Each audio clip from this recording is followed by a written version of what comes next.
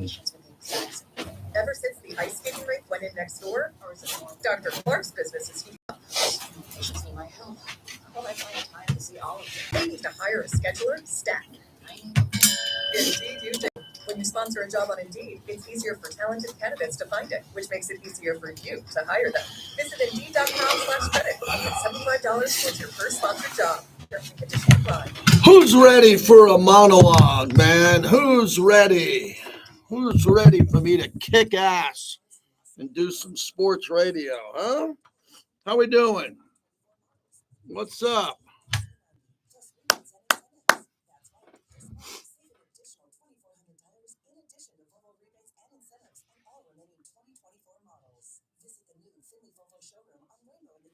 All right, let's text the guest. Let's get going. Hope everyone's good. Got a little bit of a cold today. That's all right. How we doing, man? Appreciate everybody being here. I am good. I got Bobby here with me. I'm a one-man show. All you got to do is give me some sound bites and I'm ready to go.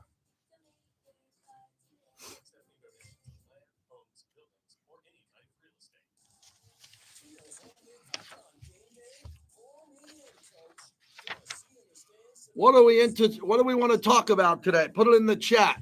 Thank you for the excellent show yesterday comments. What do you want to hit on? It's kind of like I'm a game show host. Give me something, and I'll hit on it. What do you want to do? I watched a little bit of Aaron Rodgers. I watched the new movie, that Jason Bateman movie on Netflix, which was really interesting. Kind of got me, it was an interesting movie. Got me thinking about airport security, which was kind of an interesting topic. Yeah, it was called Carry On. It was definitely a trippy movie about airport terrorism. I only gave it 2 bricks out of 5 bricks, 5 being the best bricks. And, so 2 wasn't a great review. Also saw the movie Conclave with Ray Fiennes about how to elect the Pope. That was an interesting movie with a really weird twist. We have Thursday night football against 2 teams that I root against. This Raider world that I live in, I'm blessed to be in. I don't hate anything, but I root against Kansas City, the Chargers, and Denver. But all those teams are much better than the Raiders this year. Fact, not fiction. So we'll see what's happening there. Mock draft season is upon us.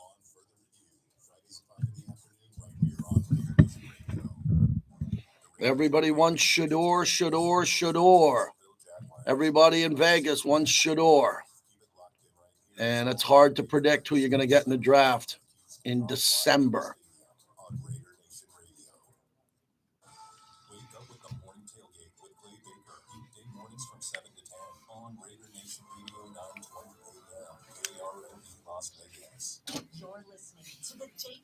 All right, we ready? Let's do this. Raider Nation has come to sound off and react for over 20 years. No opens, so we can get some opens. JT the Brick Show, broadcasting live from the Finley Cadillac Performance Studio. Your silver and black home to sound off for over 25 years. And now, here's JT the Brick. Out of the gate, JT, as we are ready to do radio here for the next 2 hours. Probably about an hour or so on our YouTube channel. JT the Brick YT is where I've been in there for 5 minutes talking everybody, pre-show prep, as they're able to see me and hear me. And I appreciate all the bricklayers as they're in there as we build this platform. We build out on the Las Vegas Sports Network, and we're on that Raiders mobile app, which is a fantastic way to listen to the show anywhere around the world if you want to do it there. Yesterday, we had Raiders Rundown, so I was in the building yesterday, and we put out that show, which is up on the Raiders YouTube channel. So a lot happening here today.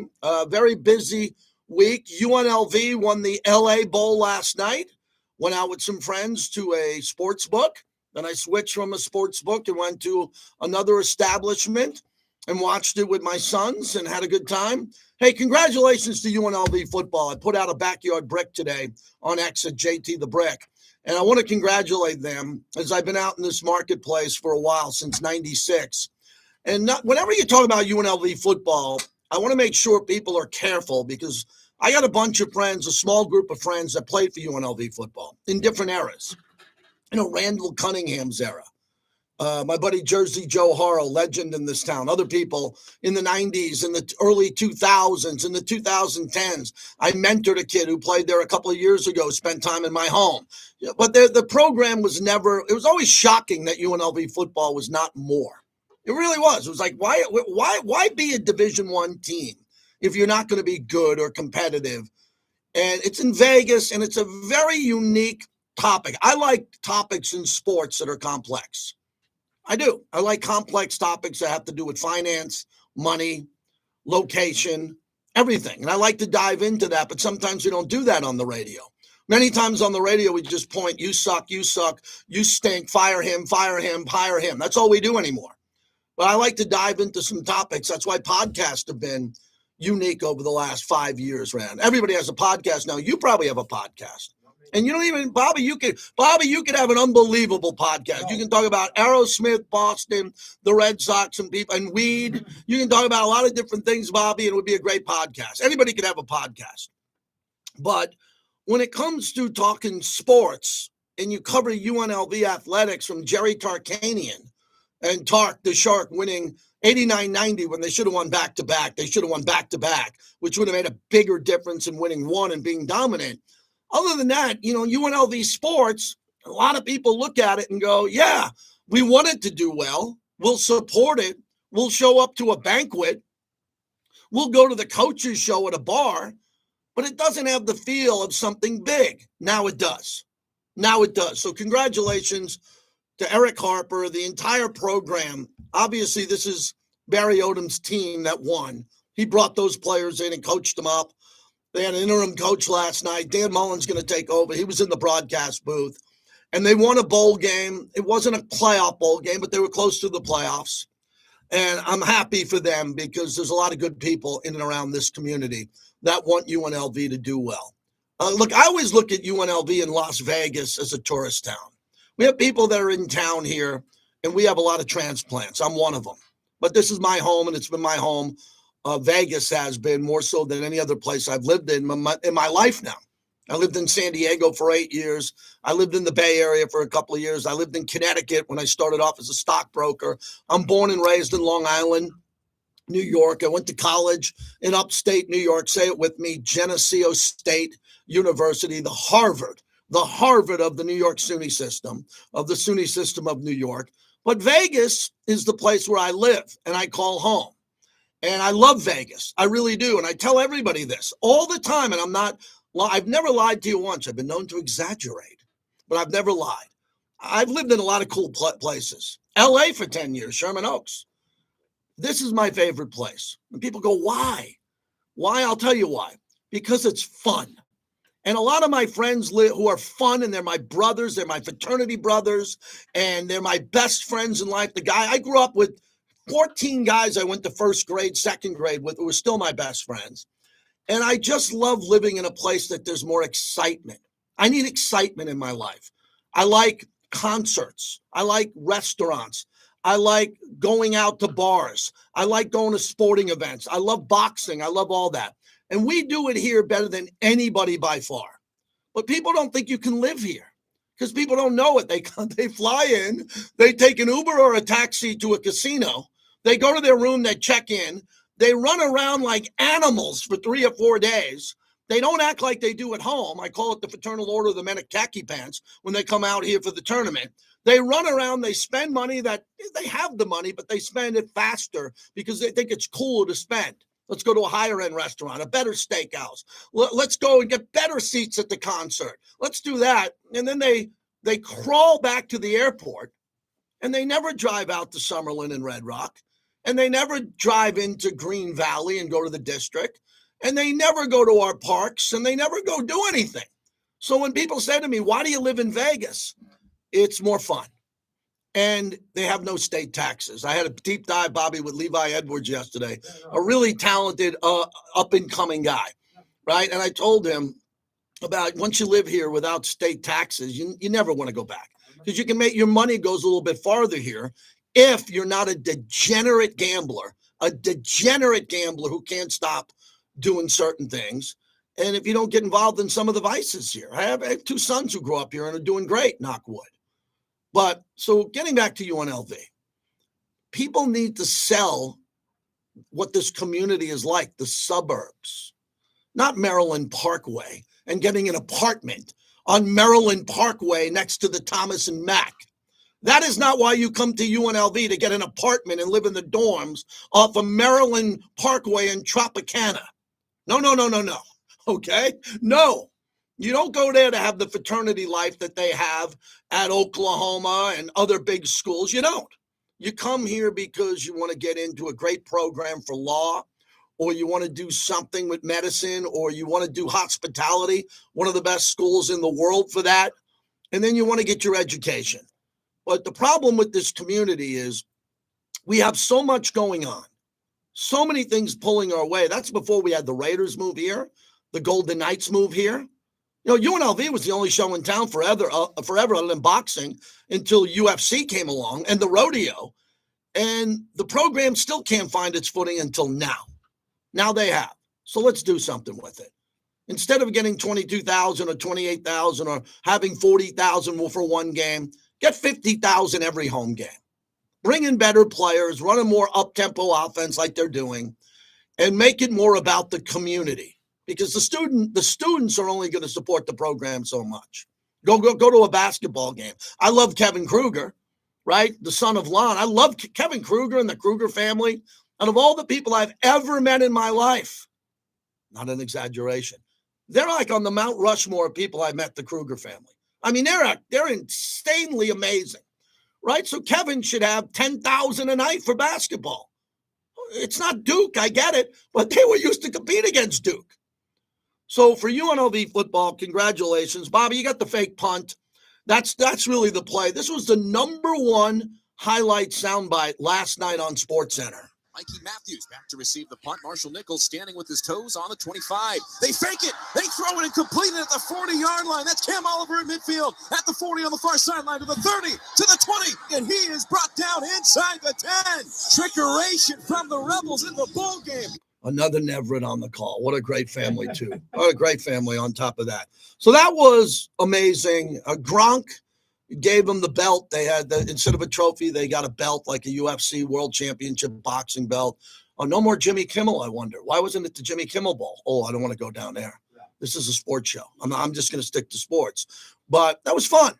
And watched the game last night, and I think for the Rebel fans to do it. Now, I think I've had one of the biggest radio shows ever in this city. I'm not saying it's better than anybody else's, but the record stands, all right? My record stands. I got a fistful of $50 bills. I can't buy a UNLV call today. I can't. It's just not what I do. We got other shows to talk to UNLV. I could do 2 hours on the game. I watched the whole game last night. But again, this is not a sports town with sports radio. That is just what I'm used to growing up with in New York on WFAN or Bobby on WEEI, or where I worked in San Francisco on KMBR in 90. We're not there yet. I don't know why. We should be. That's why we try to have a national show when we do this. So for you UNLV fans, if you'd like to call in and celebrate your team, which every city in the world would do. If I was living in Oxford, Mississippi, I'd have 9 Ole Miss fans on hold if they won the bowl game. Here, I just wanted to lead with you in the monologue because you deserve it. Bravo, UNLV. Bravo on that win, and it really was. It wasn't a great bowl game. It's the Los Angeles Bowl, but it's a step in the right direction. And if they would have beat Boise when I was up there in the 26 degrees up there a couple of weeks ago, and they won that game, they'd be playing in a playoff game this weekend. But that was pretty cool. So UNLV, 702-365-9200. I'd be impressed if I got one call today on UNLV. I would. I'm not embarrassing myself on this. It's their fault, not mine. I'm trying to get UNLV going. I've tried to get the hockey team going. We got a hockey guest today, and you know what we do with the Raider Nation. That's the show a record here, doing this forever. So that's it. UNLV, we gave you the fake punt. Hopefully we hear from some fans here and we get going. Also, we'd like to celebrate tomorrow. I'll be live at La Casa Cigars, my holiday show, noon to 2, Tivoli Village. Why don't you get out of work a little bit earlier, take a lunch, come see me, have a cigar, have a Remy Martin cocktail, have a Modelo, have a Woodson bourbon whiskey. Sit down. They got beautiful chairs. It's gorgeous there, man. La Casa Cigars is fantastic. You can sit outside and listen to parts of the show. We'll have some special guests on, and we'll have some fun tomorrow. That's noon to 2, La Casa Cigar Lounge. It's fantastic at Tivoli Village. Mike is ready for us to come in, and we're going to have some cocktails, and we're going to head into the weekend and have a good time. So please show up for that. I'd love to shake your hand. Thank you for everything you do with the show. And again, it's noon, so everybody, you can get out of work at noon for a while. And a matter of fact, Fridays aren't a great day to work. Friday's a great day to take an extended break. Yeah, Bobby, you have to stay from noon to 2 here. I'll be there also, but it's going to kick off a pretty good weekend here. All right, so someone clipped me the other day, a website, and said, JT the Brick said it was the worst Raider game he's ever been to. Oh, boy. Oh, boy. Well, what else is new? Let me double down and say I did say that, and I agree. It was the worst Raider game I ever went to. That's it. What do you think? I'm lying? I do the pre and post game show. They've lost 10 in a row. It was the worst game I ever saw because there were 2 block punts, a blocked extra point, and a safety off a shotgun handoff up the middle. I don't recall that ever happening in Oakland. I don't recall it happening in Vegas. I've seen more points being scored, and I've seen bad losses on the scoreboard, but that was probably one of the worst football games, and it wasn't all Raiders. I mean, I'm not here to trash the Raiders. I do the opposite. People call me a shill, Bobby. They call behind my back, never to my face. Oh, I'm paid by Mark Davis just to say good stuff. Not according to that article. Not according to my post-game show after the game. I call it like I see it all the time.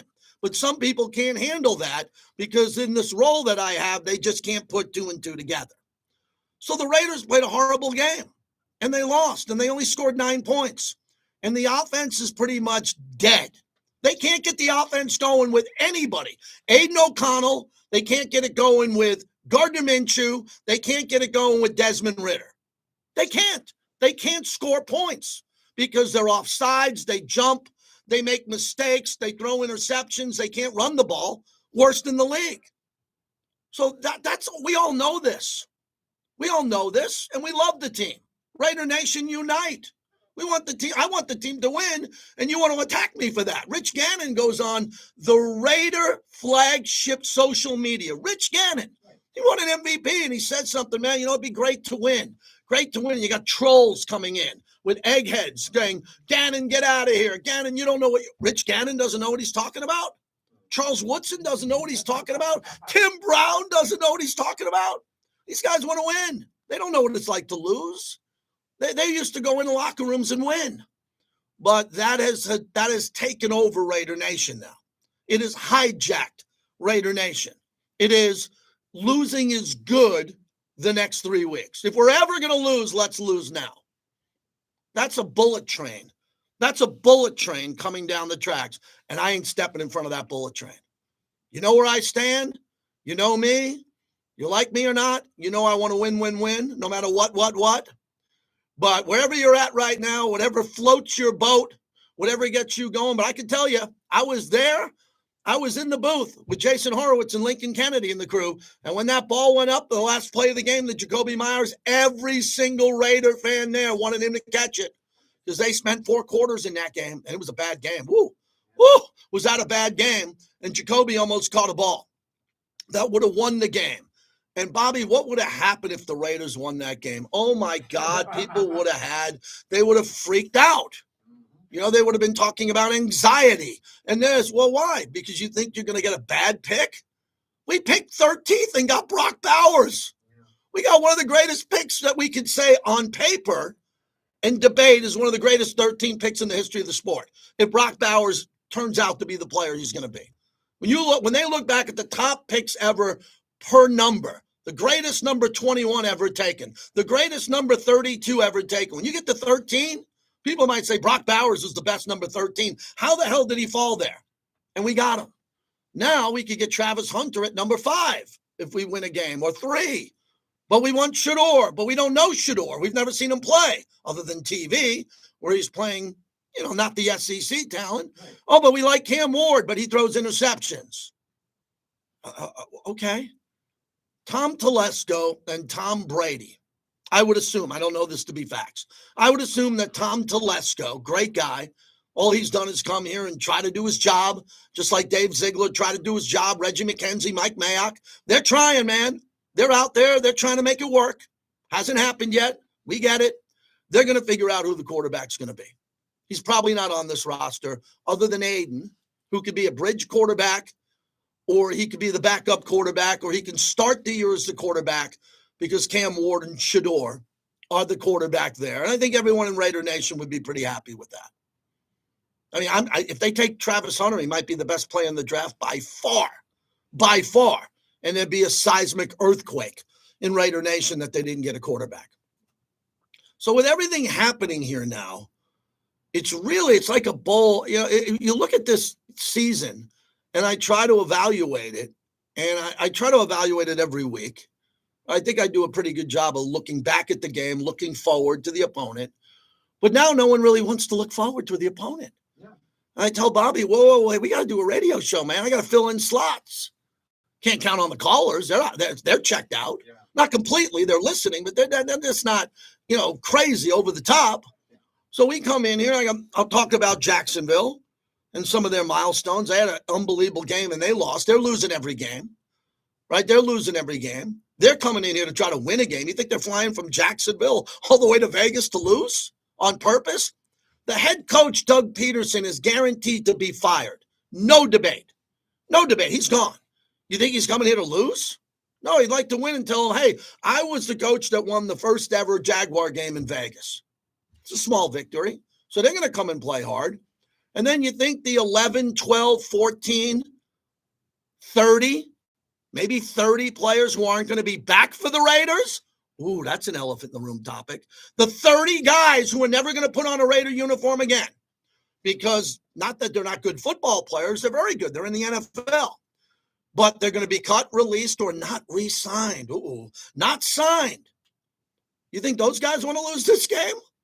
You might think people upstairs with the pick want to lose, which would be nuts because they don't. But you might think they want to lose because they want the pick.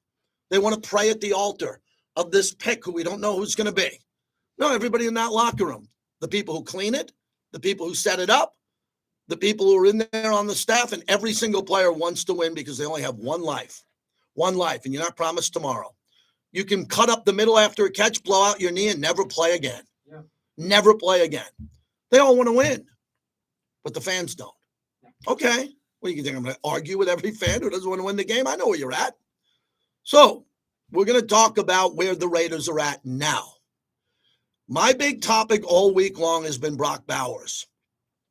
I believe the former regime, I've said this on the air, led by the coach, Josh McDaniels, who was fine to me, and I was fine to him.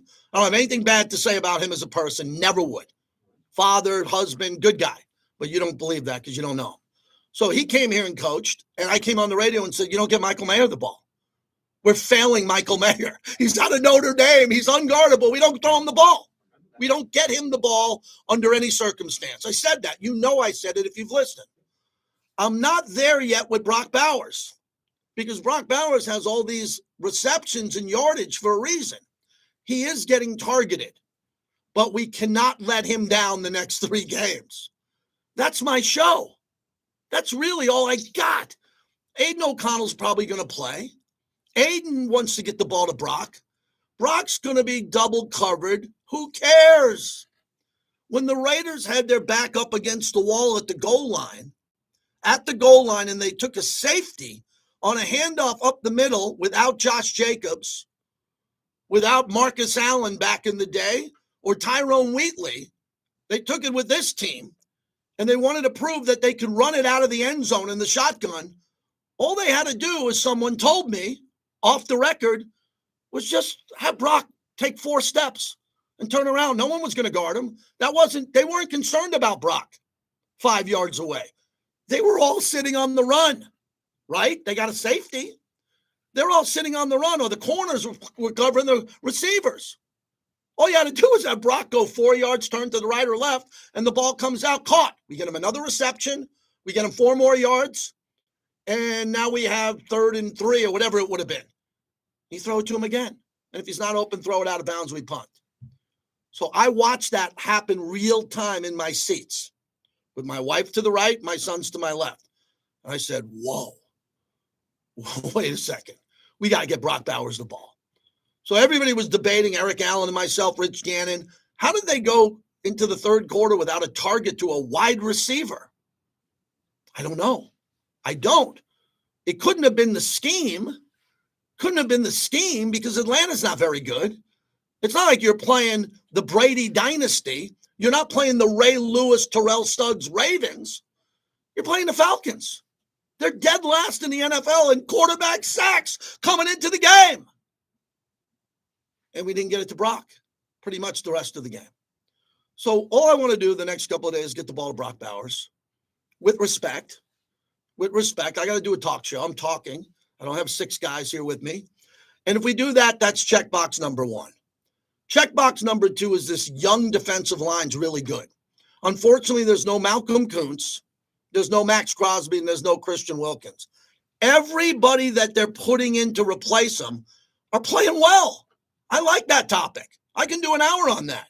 I got the depth chart here. I like the players there. I don't know them all. I like that. So that check the box number 2. And then finally, when the coach joined me yesterday, if you didn't watch it, you got to watch this. When he was interviewing, I was interviewing him, I started to bring up Robert Spillane, and he went, let me interrupt. I was like, okay, this is your interview, not mine. You can do whatever you want to do. He went nuts on Robert Spillane, on how he should get in the Pro Bowl and what he does and all that. So I want to talk about Spillane, getting him in the Pro Bowl, because I don't think the team's lost 10 in a row, but you could still have Pro Bowlers. And we have, when was the last time we had a linebacker since Greg Biekert? You want to talk about the failure of a draft position in the history of this franchise. This franchise had some really good linebackers, Monty Johnson, Matt Millen. I mean, you look at the linebackers who've come in here, Phil Villapiano. Someone text Phil and say I'm talking about him. Phil Villapiano, right? You go through it.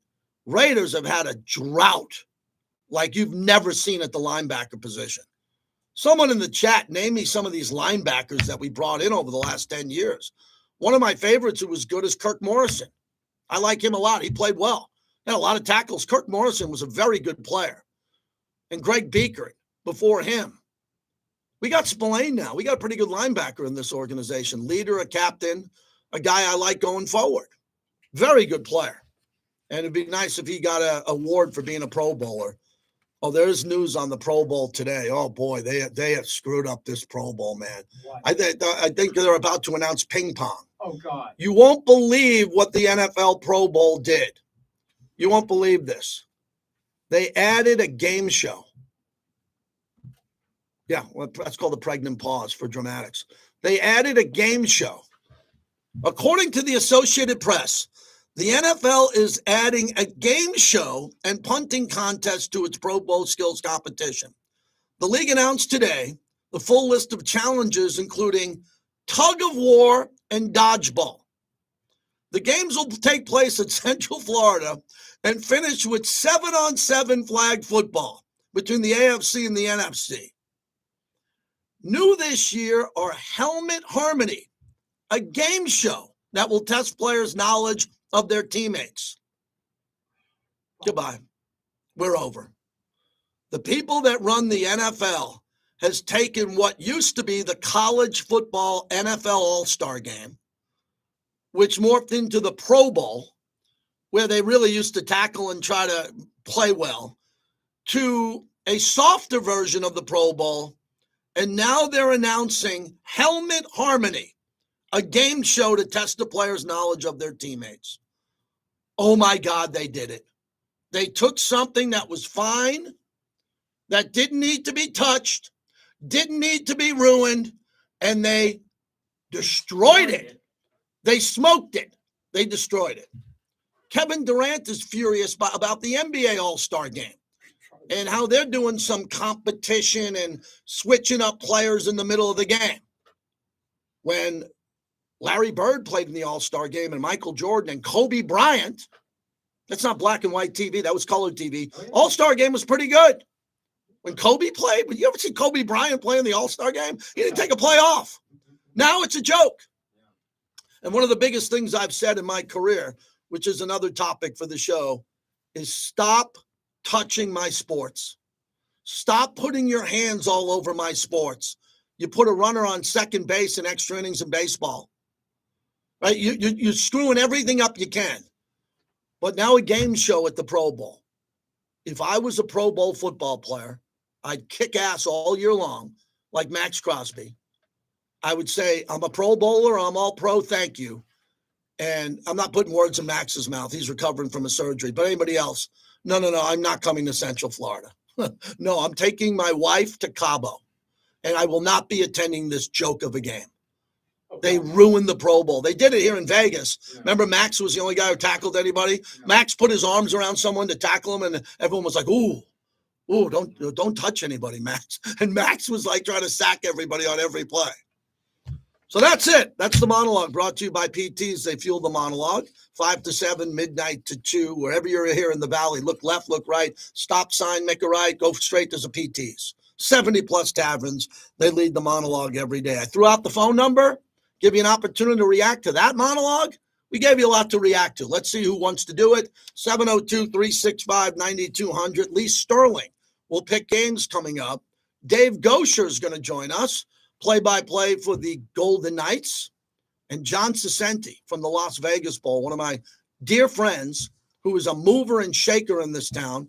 Not only did he build this Las Vegas Bowl up to where it is now at Allegiant Stadium in a primetime slot, but he's got some juice, and the new coach came to town, and I'll ask him about that. We're ready to roll today. Let's take advantage of what we have for the next hour and a half, please.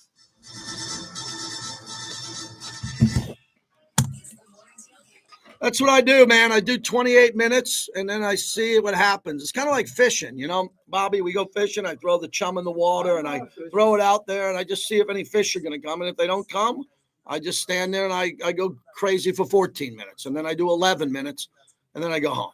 It's very easy. The morning tailgate, weekdays at 7 a.m. on Raider Nation Radio, 920 a.m. For over 85 years. We'll keep this one kind of short. We got Lee Sterling at 45. Yeah. Okay.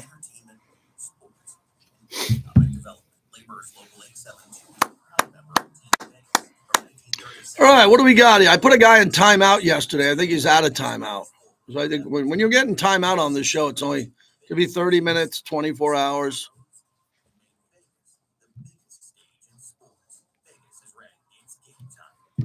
Should have stayed in Hawaii. I agree with you, Fabian. That game was good in Hawaii. On March 27th, 2017, the league announced that the NFL owners had Pitter pat, kitty cat. The Raiders moved to Las Vegas just a little more than 3 years later on September 20th. No UNLV calls. Man, wow. Amazing being in a major market and not having a college football fan call into a sports talk show. It's amazing, isn't it? You know what? I grew up in Boston. I mean, other than Well, it doesn't work in Boston and New York. In New York, no one's ever called WFAN on a freaking college football call. Boston is the Harvard-Yale game. End the conversation. That's it. You know. And once in a while, BC is good, like UMass. Every customer we get to serve. Most of all, every hamburger, cheeseburger, and double is made to order just for you. All about. Thank you for the good monologue. Thank you. We got some snow in Tahoe. I will come out for a ski. This year. That's for sure. Yes, Frank, I will be going to the Las Vegas Bowl. My wife bought a few tickets through our season tickets with the Raiders. What's the date on that? I should know that. I have a guest coming up. What is the date on the Las Vegas Bowl? Like the 27th or something?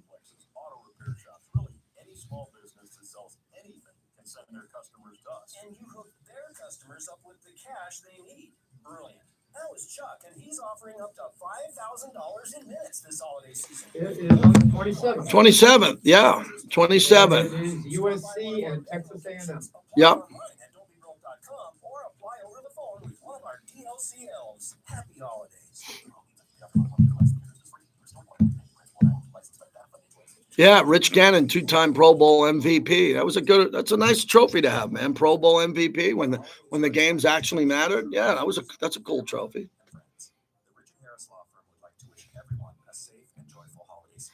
I better get my Jaguar notes out, considering no one wants to talk about the Raiders, so I'll get my Jaguar notes out.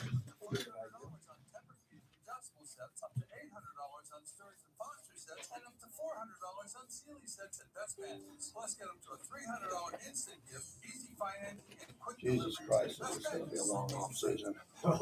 No, it won't be. If the Raiders get the top pick, Yeah. it'll be a great off season. Well, yeah, I mean, when you get to like March and stuff, I mean, you're going to go back and forth. It's going to be Chicago, Yeah. it's going to be this one, blah, blah, blah. Mm-hmm.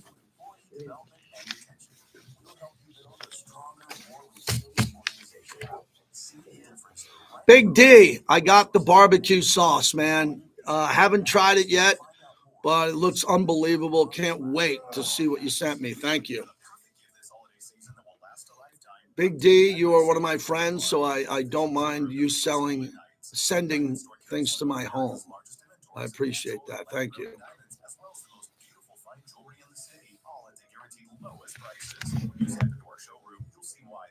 Choose the Diamond Store to be their #1 choice for all their diamond and jewelry needs. The Diamond Store, where Las Vegas shines brightest. Yoga Park next to Kona Grill and at thediamondstoreUSA.com. Welcome back to the JT the Brick Show. Brought to you by Tito's Handmade Vodka, America's original craft vodka. Final call. Visit for Monday. Tito'sVodka.com. Desmond Ridder, a chance to send his former team, who sent him packing, back to Atlanta. Final play of the game. He's in. He's launching to the end zone. Raiders are down there. It's battle around. It's in the end zone. And there's a fight for it. Intercepted. Oh, I thought Jacoby Myers had ripped it away from the Falcons, but they say it's picked off by Jesse Bates in the end zone. And the ball game ends with all kinds of chaos, but it comes to a finish with the Raiders losing for a 10th straight ball game. Wow, how about that call as we continue on here on the flagship of the Silver and Black Raider Nation Radio. I was behind Jason Horowitz in the broadcast booth when he made that call, and that was one heck of a call by him as we are back. I'm getting shut out again today. I'm shut out after 30 minutes. Jason Horowitz wasn't. He was fantastic on that call. 702-365-9200. Ian Rappaport reporting an hour ago, Andy Reid tells reporters that after a full week of practice, quarterback Patrick Mahomes will most likely end up playing. Wow. You want to talk about a warrior? We got our hands full here in Raider Nation with Mahomes because the Chiefs have removed quarterback Patrick Mahomes from the injury report. He's officially good to go. He had an ankle sprain, no doubt about that. He had an ankle sprain.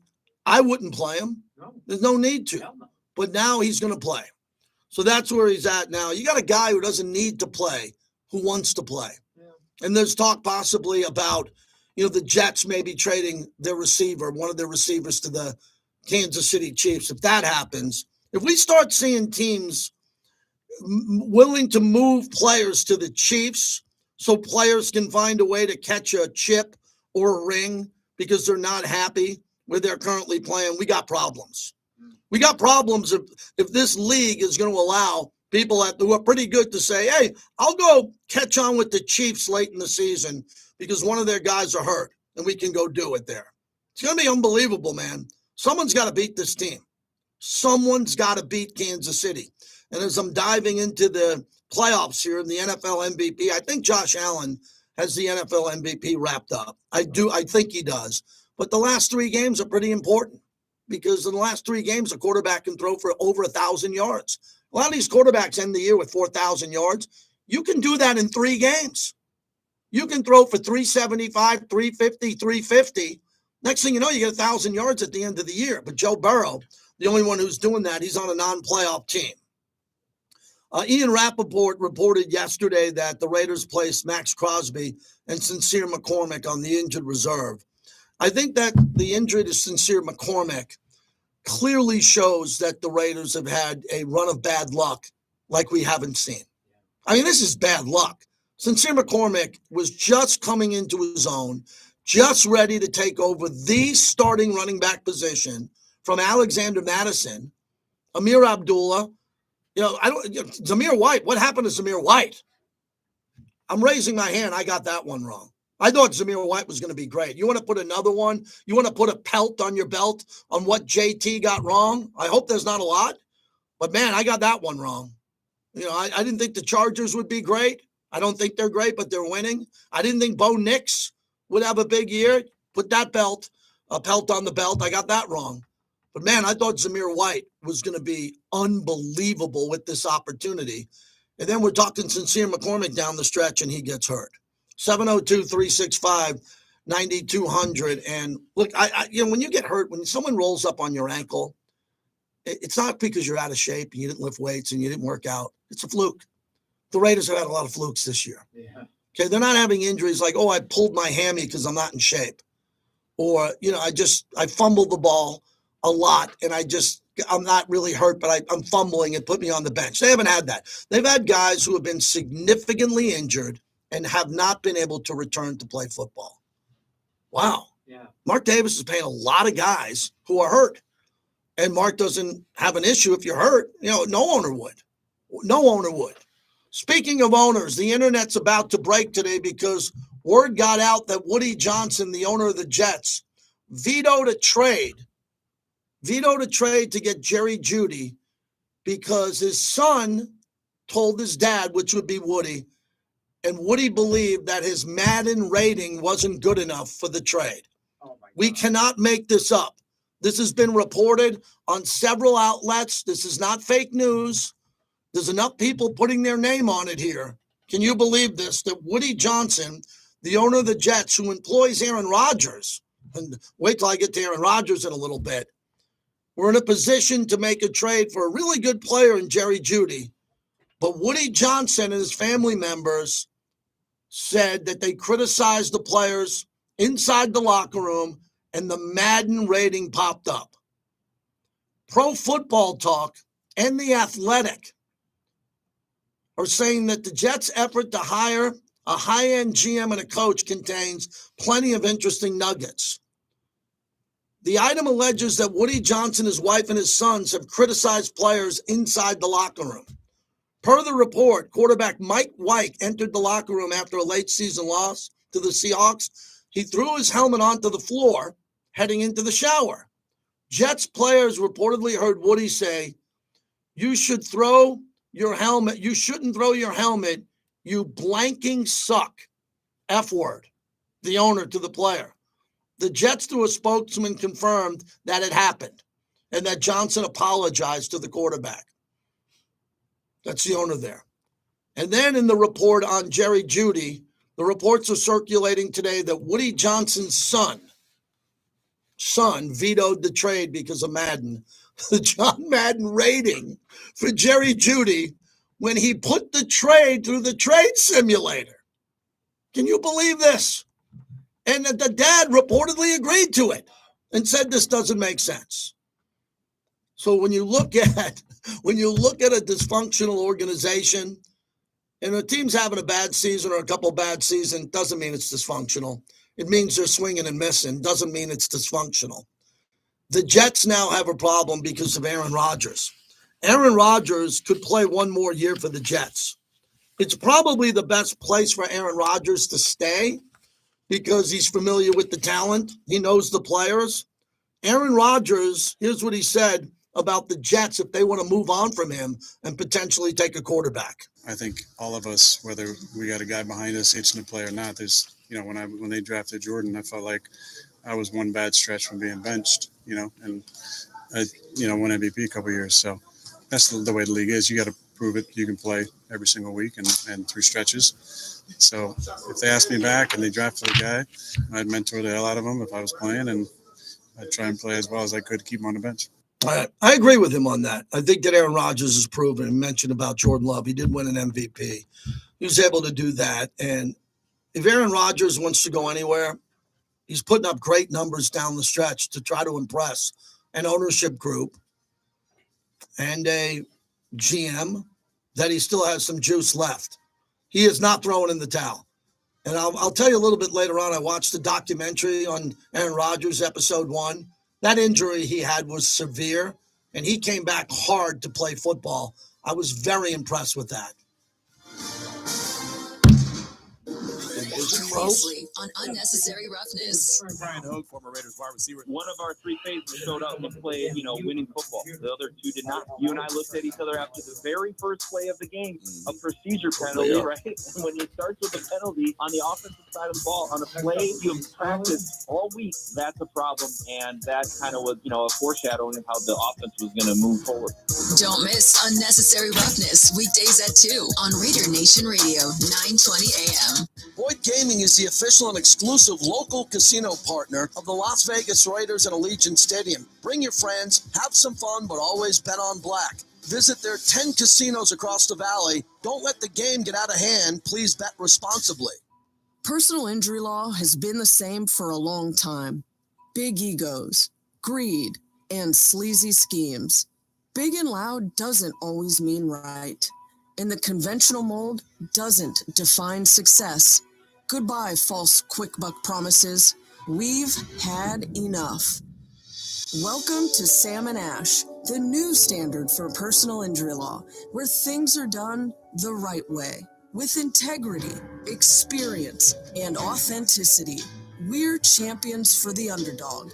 Life happens, and when you need help, you deserve a team without hidden agendas. A team that delivers real support and results. When you have both, your whole world can change. So if you've been hurt in a crash, call Sam and Ash, 702-303-0333. Sam and Ash, because you deserve what's right. This is JT for the Black Hole, home of football's most notorious fans. If you're a diehard Raider fan, this is your home. Become a member today and receive 20% off online purchases, hotel discounts for home and away games, access to members-only merchandise, and much more. All memberships are now lifetime memberships. Once a member, always a member. If you bleed silver and black, visit theblackhole.com today. That's theblackhole.com. Treasure Island has some of the best food and entertainment in Vegas. Enjoy Phil's Steakhouse. All right, a classic everybody. Steakhouse that features prime cuts of meat, seafood, and Italian specialties. Treasure Island is also home to Gillies, a longtime favorite of both tourists and locals. I watched episode 1 this morning of the Aaron Rodgers documentary. Really weird, man. I cannot believe he had the access from Netflix of his injury, his surgery, his ayahuasca drug retreat where he was really high. And they showed a little bit of that. And I mean, he doesn't care about anything. FYI, he's going off next week. Okay. He's all set, and All right. Yeah, if I'd watch it. I think you'll have respect for Aaron Rodgers, but it's hard to figure out what his agenda is, man. I mean, Dan Marino, John Elway, Joe Montana, Peyton Manning, Tom Brady would never do what Aaron Rodgers did in this documentary. Never, ever, ever talk about the stuff that he's talking about. And he goes into these darkness retreats or whatever it is. Just crazy.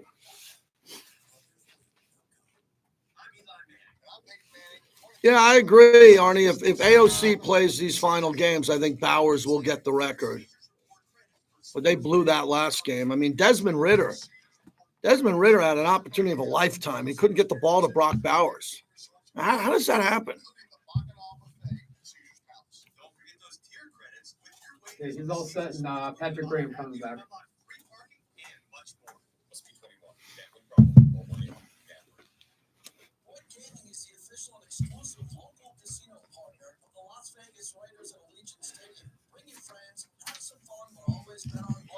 Visit their 10 casinos across the valley. Don't let the game get out of hand. Please bet responsibly. Welcome back to the JT the Brick Show, brought to you by Raising Cane's Chicken Fingers.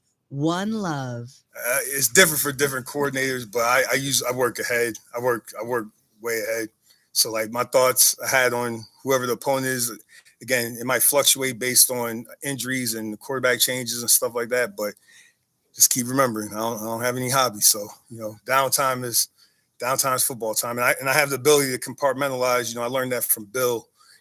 Even when I'm watching a different opponent, just taking notes here, it's just, you're watching a game on TV, taking notes. I mean, I learned from the best in terms of Bill with that. So, because he always knew what everybody was going on with everybody. So, try to be similar, not close, but I try.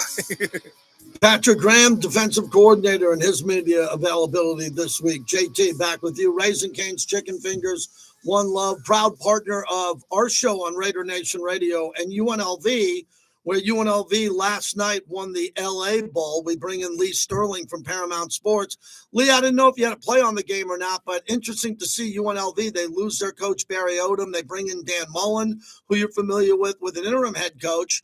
They went out to L.A. and looked pretty good, the fake punt, and they end the season with a win. What do you think of UNLV? I thought they looked great.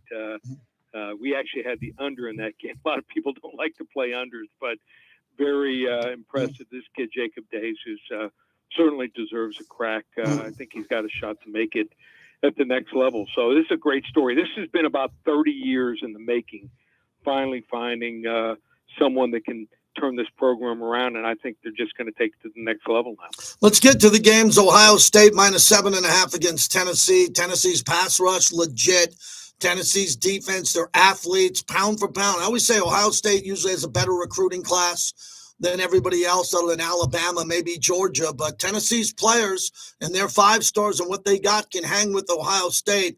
Feels like a really big number for Ohio State. What do you think about the weather and the fact that Ohio State couldn't throw it in their last loss to Michigan?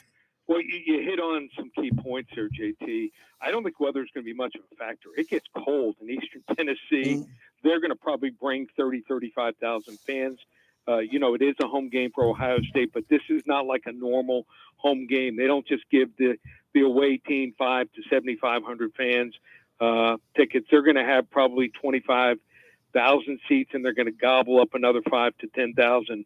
This is like their Super Bowl. On top of that, Ohio State's offensive line is a mess. They're down 2 of the top 3 starters. They ran for only 77 yards against Michigan. They're not going to be intimidated. That front 7, they've already gone to Georgia and competed there. They've got a running back, Dylan Sampson, almost 1,500 yards and 22 touchdowns. And how about this stat? Where are teams mentally after they lose to a rival and laying more than 3 touchdowns? Just 37 and 67 lifetime the last 25 years. See you, Ryan Day here. Wrong team favorite. Tennessee straight up 26-24. Yeah, and if you're right on that and Tennessee wins this game, there's no chance that Ryan Day keeps his job, which is amazing with his record overall and what he's done in the Big Ten. It's one of the greatest records ever by an individual. It'll be interesting to see if they go after Mike Vrabel. Yeah, they would have to. I think Vrabel is obviously a bigger name than Ryan Day, but wow, that could possibly happen. Big game coming up with Philadelphia against the Commanders here. Commanders are almost at the finish line to make the playoffs, but they're not locked in just yet, man. There are teams that are playing better behind them, and Philadelphia seems to have quieted the noise in the media there. This is a game that I'm wondering, is heavy Saquon Barkley in this game, or does Jalen Hurts feel like getting A.J. Brown going and getting the passing game going there, they can win this game in the air? Because we know Jaden Daniels would love to get in a shootout with Jalen Hurts. Philadelphia -3.5 against Washington. Well, for some reason, Washington, when they were up 17-0 last week, just stopped playing. And just shows you got to follow through. They had to foil that failed 2-point conversion, or else they would have gone down in defeat last week. So I think they're learning lessons here. And also in the first game, they were up 7-3. What did Philadelphia do? They made some second half adjustments. They outgained Washington 434 to 264 on that day and outscored them 23-11 in the second half. So I think that this Washington team is getting better. I think that they've learned lessons along the way here, and Philadelphia might have peaked here. That might have been their high the last couple of weeks. So interdivision, after a loss, coming back to play that team where you're an underdog of more than 3 points, it's a 64% proposition the last decade here. Calling for the upset here. Washington, the Commanders, straight up 28-20. Wow. Lee Sterling giving you Tennessee over Ohio State straight up, and Washington, the Commanders over Philly straight up. Leads us to the game tonight. Chargers -2.5, Denver. Man, I mean, the Chargers, every time I watch them, I just think I don't see any good plays. I see them trying to run it, and then Herbert it wasn't turning over the ball much until the last game, but I just can't believe their passing game. They can't win in a shootout here, and I think Denver can win in a shootout. They can win in a low-scoring game. I cannot believe that this game means this much. If you would have told me before the start of the year, I got it wrong. I think the game means everything to Denver here as they're right at the finish line. I think the Chargers have an opportunity here to kind of get into the playoffs, and Harbaugh can reset. Really important game for the Denver Broncos here. How do you see it? It is, and maybe there's a little added pressure here. So they were handled in the first game.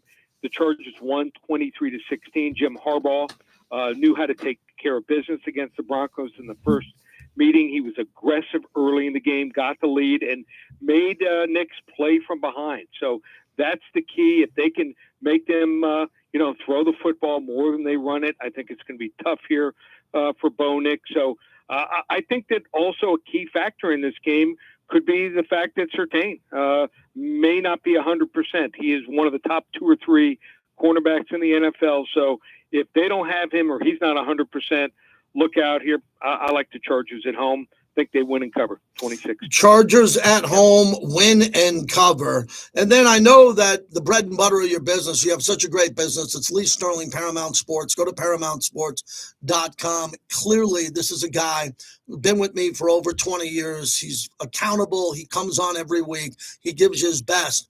You got some information here, Notre Dame, Indiana. And I don't even know what's in store in this game, playing in the same state. Yep. Notre Dame being the big, not the big older brother, the 100-year bigger older brother, over a team that played very well this year and has a huge chip on their shoulder in Indiana. Yeah, I mean, normally Indiana, what they do is their fans leave after halftime. Yeah. Start hitting the bars, start hitting the frat parties. But some things have changed. Kurt Cignetti is very impressive. He should have been a head coach probably a decade ago. This Notre Dame team getting better as the season progressed. If you want to get it for free, call 800-400-9741. Give you this game tomorrow night for free. Also, I have a game tonight. My way of saying thank you for listening to the segment each and every week or going to the website. You want to get tonight's play, normally $27. Use the code word free in the checkout box. Give you tonight's Thirsty Thursday play for free. Just one place. ParamountSports.com. Everybody go to ParamountSports.com. Lee's there in his office. He'll talk you through this. Do business with Lee Sterling, and you'll thank me again down the road. Lee, Happy New Year. I know you're off next week for the holiday. We'll pick it up right after that. All the best to your family. You too, buddy. Take care. Everyone be safe. You got it. Lee Sterling, ParamountSports.com. I hope we give everybody enough gambling on the show. We tried to. We give you, a guest or two a week that talks about gaming and the lines, at least trying to tell you where the lines are moving and what's happening. And Lee gives you those 3 games for free every week, and we keep track of them. At the end of the year, we'll give it to you, and he puts it up on his website as well. That first hour is down. Bobby, we got shut out. Hour number 1. No calls, which is fine. I'm going to do it again. I think Raider Nation is on hiatus because of Jacksonville. I am not. I am not on hiatus. You know how much work I got this week with the Raiders? A lot. And we're gonna talk more about that game. And the player here is blowing me away in regards to stats. They got some good players on this team, man. Very similar to what they're trying to do with the pass rush with this team and what they're trying to do with the passing game. I mean, Brian Thomas Jr. versus Brock Bowers. Brock Bowers does not have this offensive rookie of the year wrapped up. He does not, because Brian Thomas Jr.'s numbers are insane. They're just as good as Brock's. So this could be an award-winning weekend for one of these 2 young rookie receivers. One's a tight end, one's a receiver. All right, thanks to Lee Sterling. Thanks to the Bricklayers who jumped in. You can subscribe for free, JT the Brick YT. That's our YouTube live feed. I'll say goodbye to them. Dave Gosher from the Golden Knights broadcast team will join us at the top of the hour. And John Cicenti, the director of the Las Vegas Bowl. Ready to go bowling? Thanks, everyone. Appreciate you. Tuesday through next Monday. Tomorrow we'll be at a live bar bowl remote. season to So you I'll and stream from La yours. Casa Cigars. Brought to you by And that'll be fun. You can just watch some people in the background. That'll be cool. And we'll do that tomorrow. And that is it. Have a great night. And I will talk to you tomorrow. Appreciate it. Where it's always free parking. Hey, join me, Clay Baker, from the morning tailgate for